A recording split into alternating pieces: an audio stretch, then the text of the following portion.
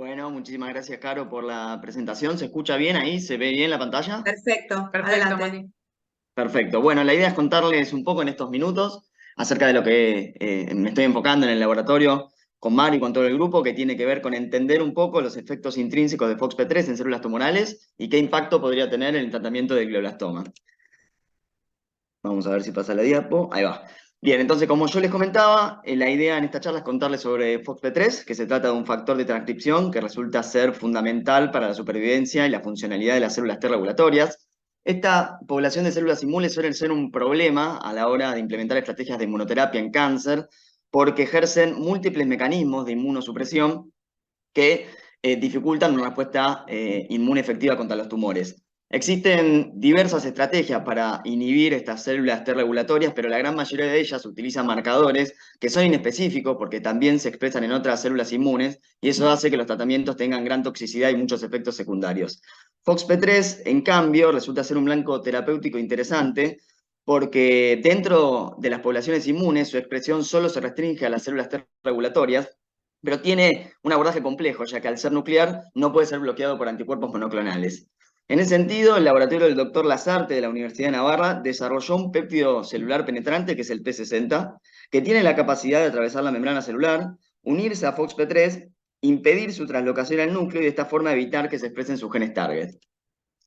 En nuestro laboratorio anteriormente, utilizando un modelo de cáncer de mama experimental, nosotros vimos que al inhibir FOXP3 mediante la administración del P60, no solo vimos que mejoraba la respuesta a vacunas terapéuticas de células dendríticas por su efecto en las células T regulatorias, sino que además, de forma interesante, vimos que el péptido P60 tenía efectos antitumorales directos, y eso lo vimos también realizando un ensayo en ratones inmunosuprimidos, donde vimos el mismo efecto de P60 en el crecimiento tumoral. Con lo cual, estos resultados nos estaban indicando que FOXP3 estaba teniendo efectos intrínsecos protumorales en estas células.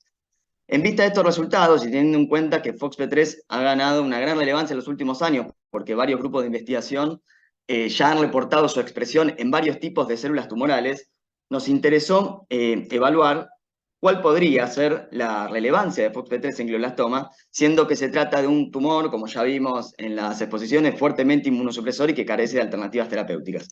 En ese sentido, en primer lugar, nos interesó realizar un metaanálisis utilizando una base de datos pública con más de 130 biopsias de pacientes con glioblastoma, donde vimos que una alta expresión de FOXP3 estaba asociada a una menor progresión libre de enfermedad y a una menor sobrevida global.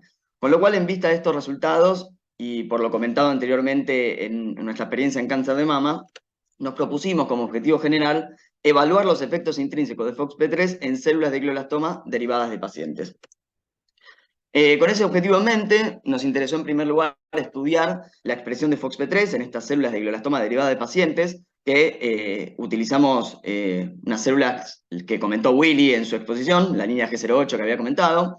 En estas células, por inmunocitoquímica, vimos la expresión de FOXP3 en verde y también lo analizamos mediante citometría de flujo. Interesantemente vimos que al tratarlas con quimioterapia, en este caso cisplatino, aumentaba la expresión de este factor de transcripción en estas células. Además, también nos interesó estudiar la viabilidad y la proliferación celular al incubar estas células con el péptido inhibitorio de FOXP3, el P60, en combinación con quimioterapia.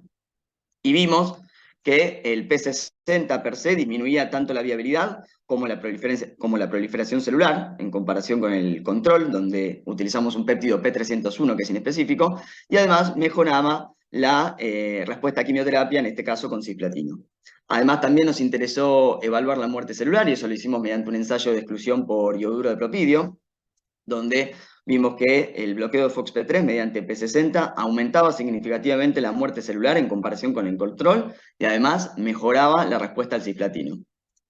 Por otro lado, nos interesó también evaluar el papel de FOXP3 en la capacidad migratoria de las células y para eso incubamos estas neuroferas de glioblastoma derivadas de pacientes, tanto con el P60 como con el péptido P301 inespecífico, y analizamos a distintos tiempos esa capacidad migratoria de las células. Acá podemos ver unas fotos representativas a distintos tiempos, con la incubación con el péptido control o con el péptido P60 inhibitorio de FOXP3, y vemos en este gráfico cómo el P60 inhibía significativamente la capacidad migratoria de estas células en comparación con el control.